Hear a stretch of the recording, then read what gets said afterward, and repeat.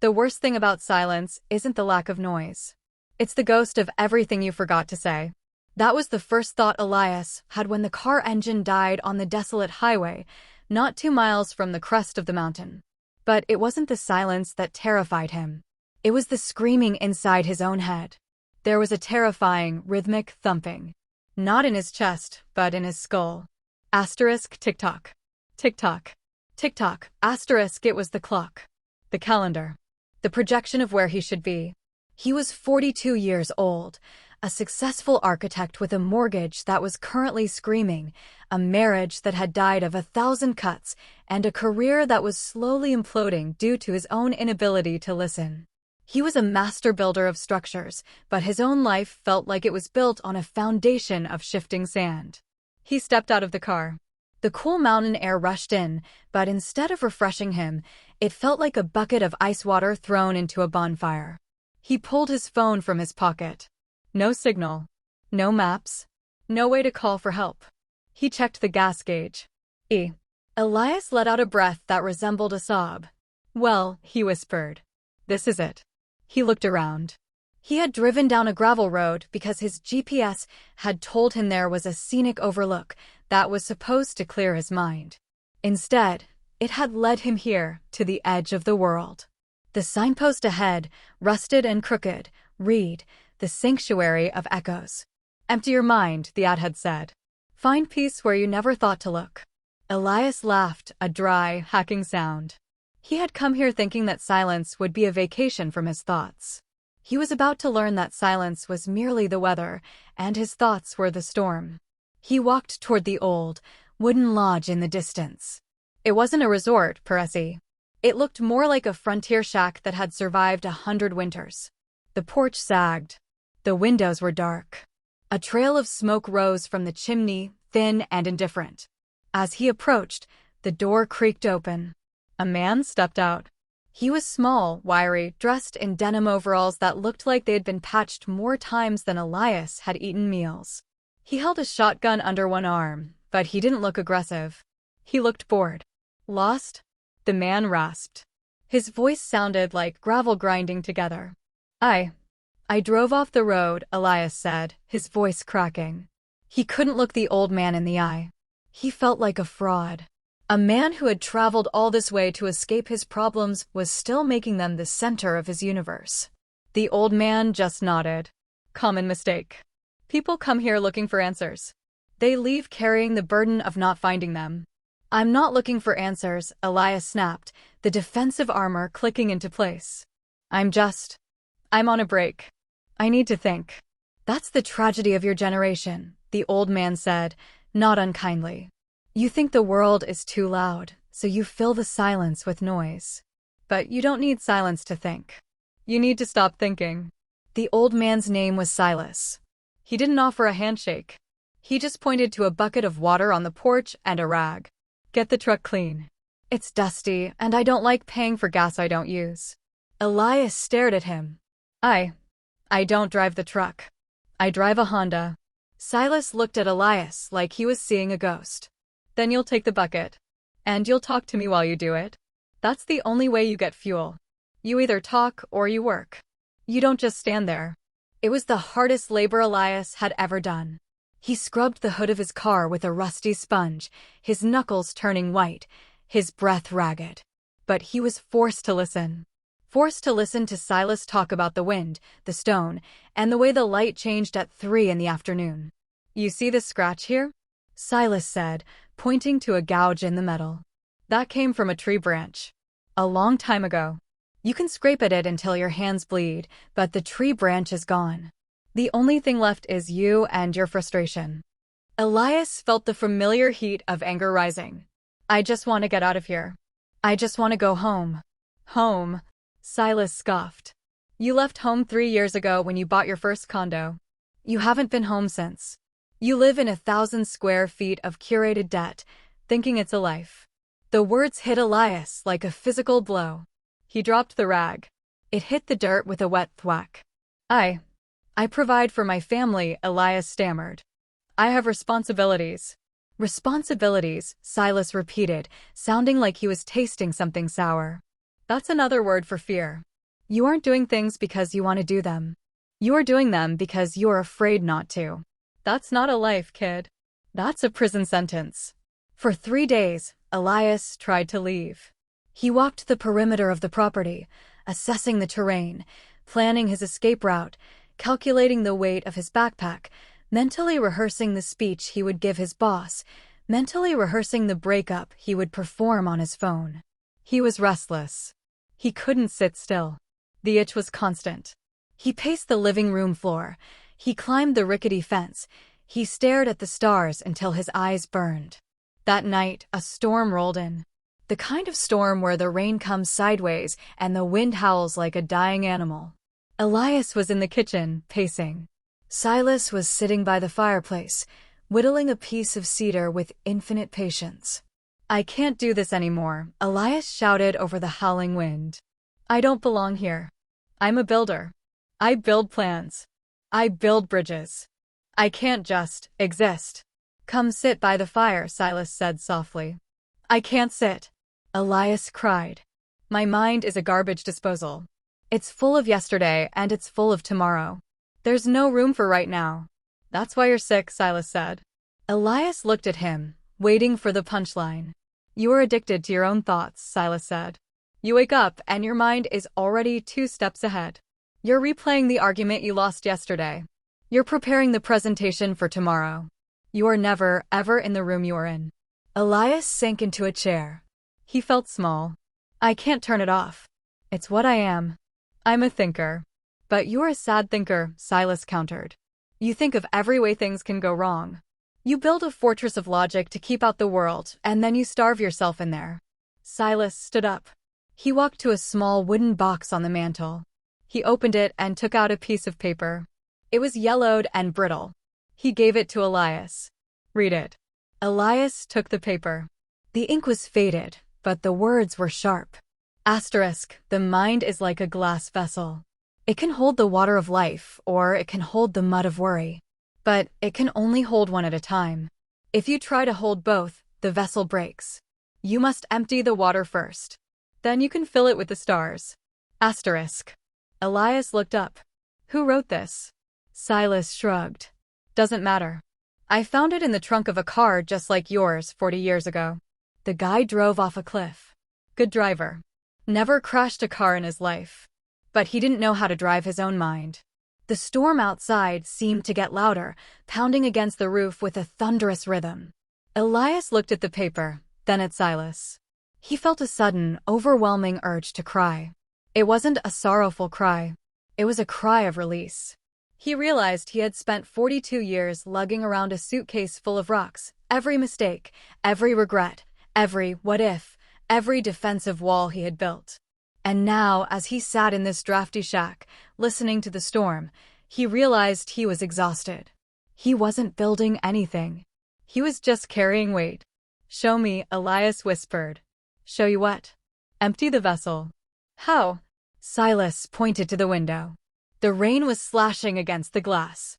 "Close your eyes," Silas commanded. Elias shook his head. "I can't. I need to see." "Close them," Silas said, his voice gaining the weight of an authority that Elias couldn't argue with. "And picture a cup. A ceramic cup. Just the cup." Elias closed his eyes. He saw a white cup. Plain. Smooth. "Now, fill the cup," Silas said. "Fill it with the rushing water of the river. Let the water rise. Let it spill over the sides." Elias imagined the cup. The water was high. It was filling up fast. The cold water sloshed against his hands. "Now, picture the water," Silas continued. "Pretend the water is your career. Pretend it's your debt. Pretend it's the letter you have to write. Pretend it's your past. It is rushing. It is loud. It is taking up every inch of space in the cup." Elias felt his breath hitch. The image was vivid. He could feel the pressure building.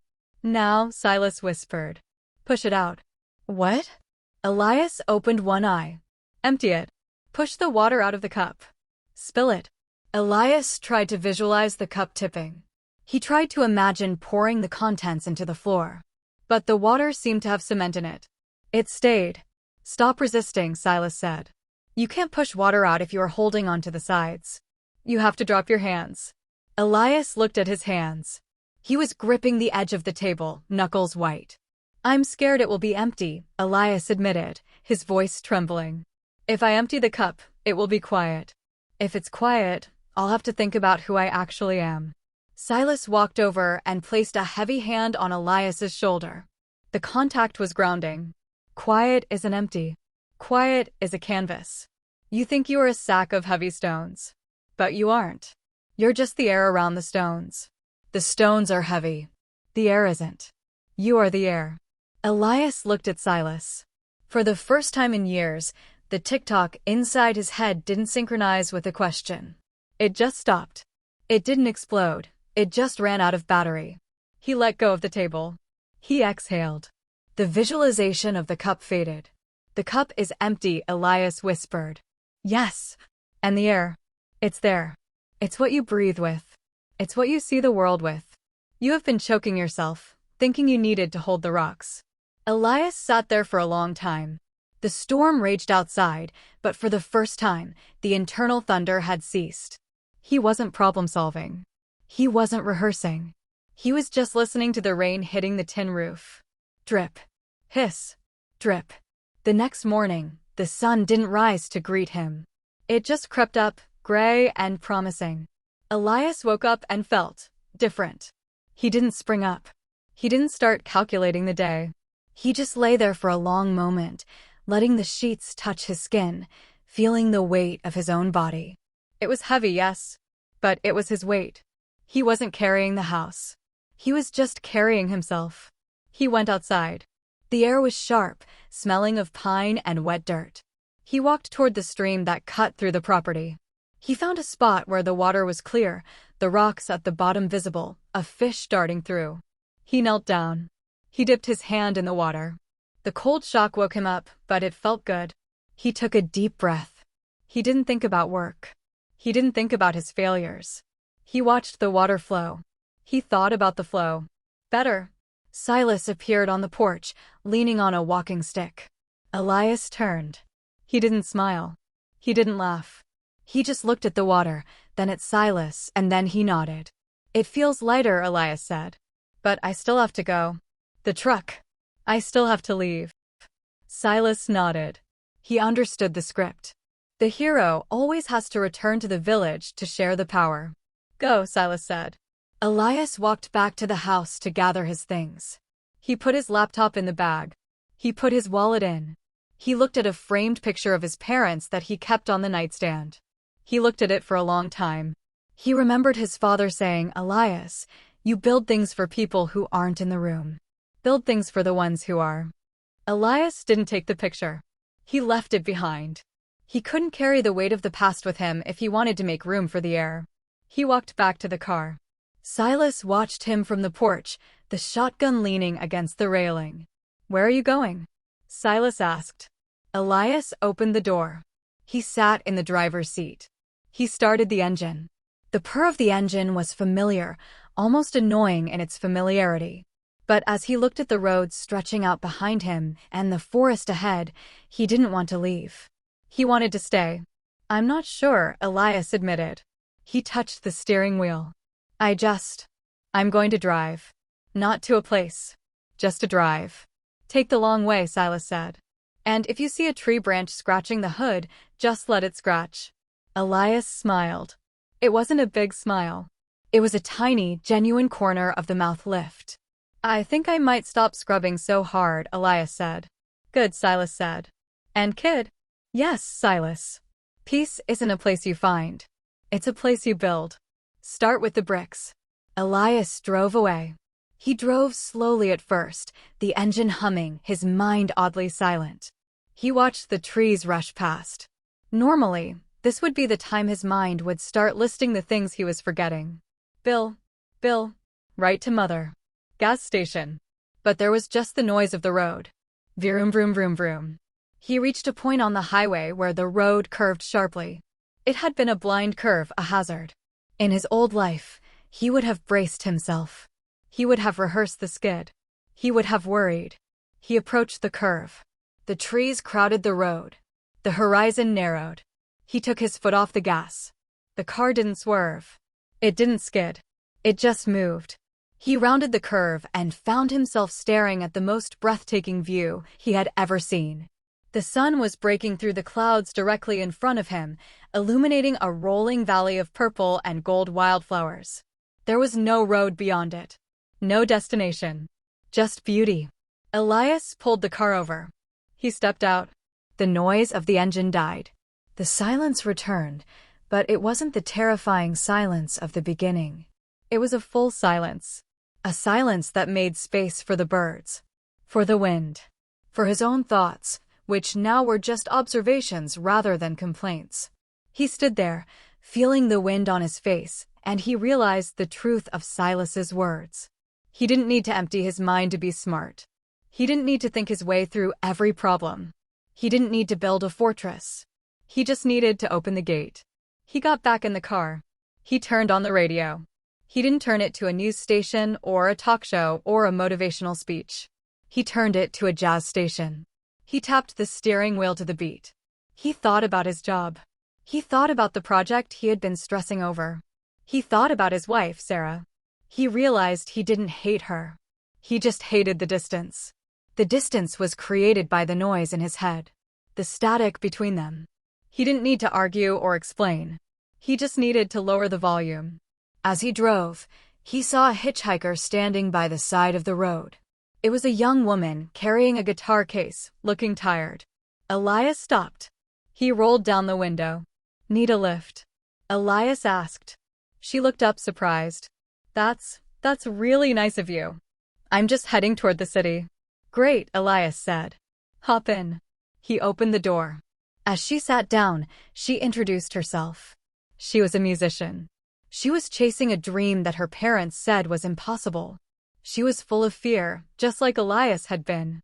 "You seem calm," she said as they merged onto the highway. Elias smiled. He looked at the road ahead, then at her, then back at the passing trees. "I'm learning," Elias said. "You know, my grandfather used to say you can't hear the music if your mind is too loud. And you can't see the scenery if you're too busy watching the map." They talked. Not about the future. Not about the bills. They talked about the color of the sky, the best cheese to put on a burger, and the weird sound a train makes when it's stopping. For the first time in a decade, Elias was happy. The weight was gone. Not because the problems were gone, he still had the mortgage and the deadlines and the estrangement, but because he wasn't carrying them on his shoulders anymore. He was carrying them in his hands, and if he needed to put them down, he could. He was just walking. He arrived at the city. It was gray and looming, a concrete jungle that represented everything he had escaped. But as he drove toward the exit that led to his apartment, he realized he didn't need to fight the city anymore. He could be the quiet in the middle of the noise. He pulled into the parking garage. He got out of the car. He walked past the elevator. He walked up the 3 flights of stairs. His lungs burned. His legs ached. It was the kind of exertion that used to terrify him, the feeling of being vulnerable, of not having the air conditioning or the car. He unlocked his door. The apartment was small. The walls were thin. He could hear the neighbor yelling on the phone. It was familiar. It was loud. Elias dropped his keys on the table. He didn't rush to the computer to check the emails. He didn't walk into the bedroom to organize his clothes. He walked to the window. He opened it. The city noise rushed in, the sirens, the traffic, the construction. It was chaotic. It was messy. And in the center of that chaos, Elias took a deep breath. He thought about Silas. He thought about the cup. He sat down in the center of his apartment on the floor. He closed his eyes. The storm returned inside his head. Asterisk, what about the presentation? What about the loan? What about the silence on his phone? Asterisk. It screamed. Elias didn't fight it. He didn't push it out. He didn't build a dam. He just watched it. He let the thoughts come like whitecaps on a sea. Asterisk, here's the fear. Here is the doubt. Here is the regret. Asterisk. He didn't label them. He didn't try to fix them. He just observed them. Here is a thought. Here is a feeling. And as he observed, he realized something profound. The thoughts were not him. The thoughts were just water in the cup. They were transient. They arrived, They raged, and then they receded, leaving the cup cleaner than before. He was no longer the architect of the fortress. He was just the garden. He sat there for an hour. Or maybe it was an hour. He didn't know the time. Time lost its grip on him. When he finally opened his eyes, the sun was setting over the city, turning the gray concrete into a canvas of orange and purple. It was beautiful. He stood up. He walked to his desk. He turned on his computer. The screen flickered to life. The email icon blinked. He saw a message from his boss. Asterisk Elias, the client wants the blueprints by noon tomorrow. Can you handle it? Asterisk. Elias stared at the screen. His heart rate didn't spike. He didn't feel the old surge of panic that would have made his fingers tremble. He felt a calm resolve. He grabbed a pen. He sat down. He didn't start drafting a reply. He didn't start stressing about the next phase. He just started drawing. He drew a line. He drew a curve. He drew a shadow. He drew light. He built. He wasn't building to impress a client or to secure a bonus. He was building because the line felt good. The geometry felt right. He drew for 2 hours. He paused only to stretch. When he finished, he stepped back and looked at the drawing. It was a sketch of a treehouse. Not a formal, rigorous design. Just a treehouse. A place to be. He picked up his phone. He dialed his wife's number. It rang. It rang. It rang. He almost hung up. The panic flared for a second. The fear of rejection. The fear of, why are you calling? The fear of the silence. But he let it ring. He let the ring sound echo in the quiet room. Finally, a voice answered. It was tired. It was cautious. Hello? Elias? He didn't start with an excuse. He didn't say, I'm sorry for not calling. I'm here, Elias said. Where are you? I'm home. Or I'm in the hallway. I don't know. I saw something on my way up and I wanted to tell you. What? I saw the sky. It looked like a painting. And I realized I haven't looked at the sky in a long time. There was a long pause on the other end. A hesitation. Did you get fired? She asked softly. I'm still at the firm. But I'm not my job anymore. Sarah, I have a lot of things to say. I'm not sure where to start. You can start with who you are. I think you're right. Elias? Yes. I'm going to make dinner. Can you come home soon? Elias smiled. It was a genuine smile. It wasn't a smile of relief that he had survived the conversation. It was a smile of anticipation. Can I bring wine? He asked. Yes. And could we not talk about the bills? Just walk? In the quiet. I'd like that. They hung up. Elias sat there for a moment longer. He looked at the treehouse drawing. It was a simple shape, yet it supported weight. It supported light. He realized the lesson wasn't about escaping. It wasn't about finding a place where there were no thoughts. The world was noisy. Life was loud. That wasn't going to change. The challenge wasn't to stop thinking. The challenge was to stop drowning in the thoughts. To realize that the thoughts were guests. They came to drink tea. They could stay for an hour or they could leave after 5 minutes. But they did not live in the house. They did not own the house. The house was the mind.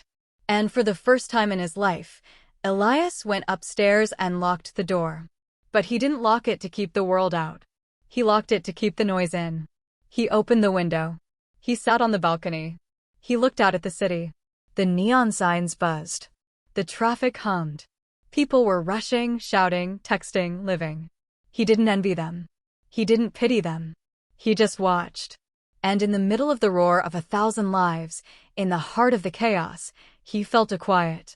A profound, terrifying, and beautiful quiet. He took a sip of water. He was ready. The journey continues. If you found that story resonates with you, if you felt that heavy weight lifting, even for a moment, then please hit that like button. Sharing stories like this is how we build a community of people who are learning to think differently. If you want to join me on this journey of finding peace in a noisy world, hit that subscribe button. Click the bell so you never miss a new story. Because we all carry rocks. But not all of us know how to put them down. This channel isn't just about motivation. It's about transformation. It's about taking the chaos of your life and turning it into a masterpiece. So, don't just watch. Think. Listen. And then go empty your own cup. Let me know in the comments, what is the loudest noise in your head right now? Share your story. And remember, you don't have to solve it today. You just have to acknowledge it. That's where the journey begins. Thanks for watching. Be well.